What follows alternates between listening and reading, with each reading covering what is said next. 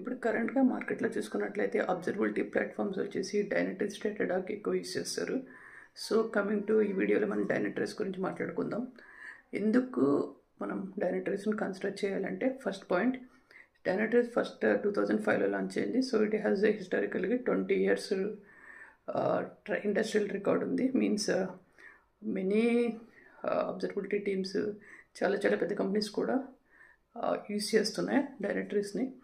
Second వచ్చేసి రీసెంట్గా Davis AI అని చెప్పి ఏఐ ఆప్ సొల్యూషన్ని తీసుకొచ్చారు డైనట్రిస్లో.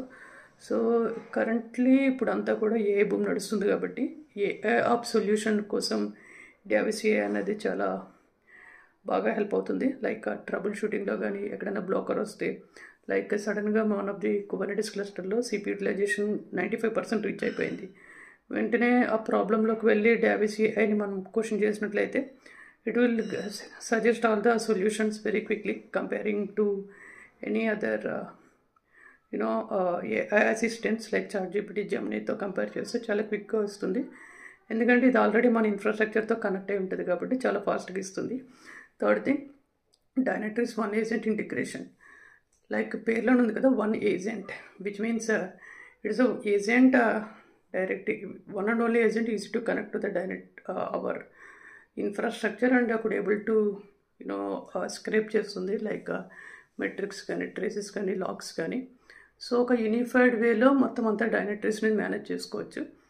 లైక్ క్రియేటింగ్ డాష్ బోర్డ్స్ కానీ, మెట్రిక్స్ కానీ అన్నీ చేసుకోవచ్చు. అండ్ కమ్యూనిటీ సపోర్ట్ కూడా చాలా బాగుంటుంది. సో డైనట్రిస్, ఇఫ్ ఎవరైనా 2026లో డైనట్రిస్ నేర్చుకుందాం అనుకుంటే, ఆర్ కెన్ వి కన్సిడర్ అంటే, yes, 100%. There is lot of growth opportunities Dynatrace నేర్చుకుంటే. ఏ యాప్ సొల్యూషన్ కూడా ఇంటిగ్రేట్ అయింది కాబట్టి it would to consider to go with Dynatrace. So ఇది ఈ వీడియో. సో ఎవరైనా ఇంట్రెస్టెడ్ ఉంటే try to watch the other videos also. Thank you.